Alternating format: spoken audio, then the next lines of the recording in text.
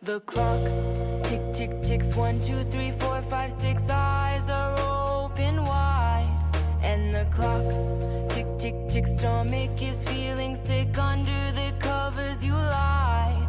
Then the phone, it starts to ring, someone screaming.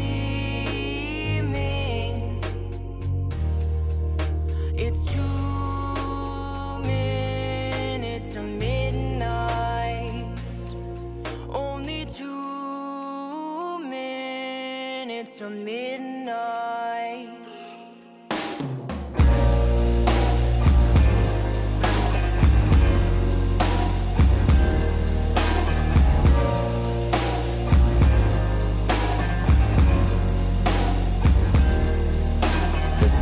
Would you for me say it to the camera? Yeah. Your name, age, and like your role in the movement. Yeah.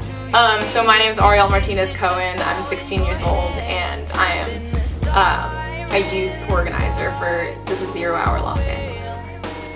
In the past 40 years, different politicians have been taking money from fossil fuel corporations like Shell and Chevron and stuff like that, and they've been using it to live off of, to fund their campaigns and stuff. And so basically they're allowing these companies to extract the oil from certain land areas, and it's destroying communities around those areas, and it's destroying our health. In the movement, we want them to stop taking support from these fossil fuel companies, and in turn help create policy that will help restore the planet. I'm actually a singer-songwriter.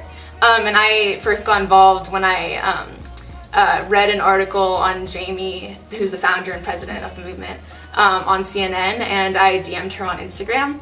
And I was like, hey, do you want to hear a song? And so I sent her the song, and she was like, oh my god, this is awesome. So she made one of my songs. It's called 2 Minutes to Midnight. She made it the song of like the movement, I guess. It's actually about the end of the world.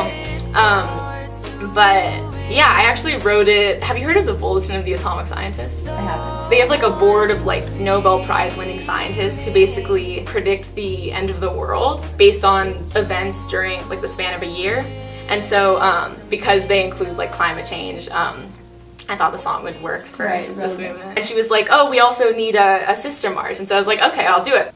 And I've never spearheaded like the organization of a march before, but I just started to do it. And so I got the permits, and we started building a team, and now it's a week away, so we're getting like speakers, we're doing planning and stuff. But that's basically been my role, kind of like heading the organization. In DC, they have these kind of like national demands, which is basically what I was saying earlier about like having elected officials pledge to stop taking money from fossil fuel corporations. They also want to make sure that the people who are most affected by climate change, like the poorer communities and communities of color, that they are on the forefront of the movement. But as for different sister marches, at least for the one in LA, we're kind of trying to focus on local legislation as well. There's this new piece of legislation that might be passed that it might ban single-use plastic straws from being handed out in restaurants unless a customer asks for it. I've heard about this. Yeah. Recently, I think Starbucks or something like that. Yeah, I think they did it already, or like they're just starting to do that. Yeah, but it might become like a, for all restaurants and stuff.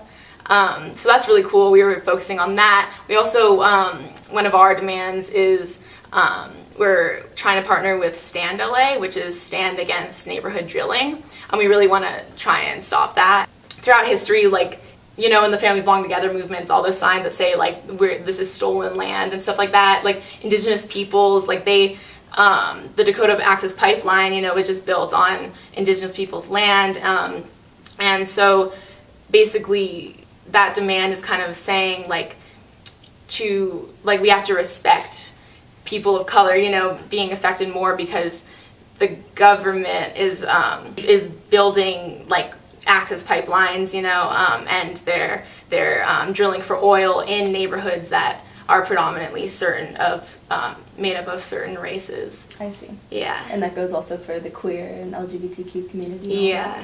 I see. So like the animal agriculture thing is like a huge issue for me. Like there's so many, like just to see these, like I follow a bunch of vegan accounts on Instagram, and just to see all these like animals being like herded together, like it's such a cruel industry, you know. Like I saw this one video of like these little like chicks on a conveyor belt like being put into this like meat grinder or something. It's inhumane, and I think the thing that a lot of times people don't realize is that we're not only killing animals and like killing plants and killing our planet, but we're like in turn we're killing ourselves, you know. Like it all cycles back around. Yeah. Well, my parents were actually they always taught me about like climate change and stuff. My mom actually organized this LED drive in our community like when I was younger, and so they always kind of like, you know, did that kind of thing, and I always like was there with them, you know. They would take me to like these things. But the first real like march that I was involved in the planning of was March for Our Lives, and because just to see like because I never like realized that kids can actually make a difference, but that was like the first time that I saw on the news that like a big movement was started by kids, you know. And that was at the same time I was like starting to read the news more, you know. I was like getting older, I wasn't, you know. And so when I heard about Jamie's movement, I was like, oh my gosh, like this is perfect, because I like really care about climate change, and so I just wanted to get on board in any way that I can.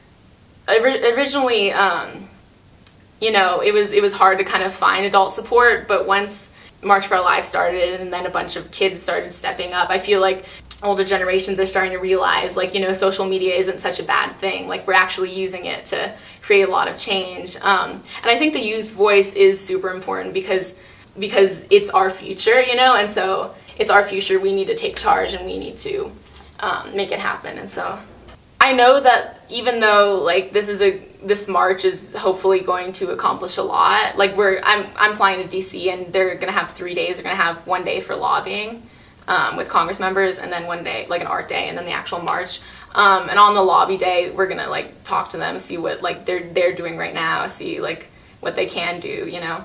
I'm not super hopeful that after this march, like it will change right away, you know, but I think just starting this conversation, getting the general public to like understand like the effects of climate change, getting everybody to be on the same page, like climate change is real, because it's scary that some people don't believe that it's real. Just kind of, yeah, like bringing awareness will really help get more people on board and more people like fighting for the 0 hour platform. I think people who don't believe in it, it's really hard, you know, because it's like we want all the conveniences. We want to be able to like drive cars and like dump toxic waste into lakes and oceans, you know, but you know, and so people don't want to believe in it because you know, it's scary and all that stuff. But I think we have to, because otherwise it will get to a point where, you know, we're all gonna, I mean, this is like scary, but we're all gonna die, you know, so we really have to just like face it, you know? Yeah, and try to do something about it. Yeah. Instead of just, you know, pretending it may or may not be a myth. Yeah. I agree. We had a couple of calls with National, with the Sister March director, just to like kind of check in and see how everybody was doing.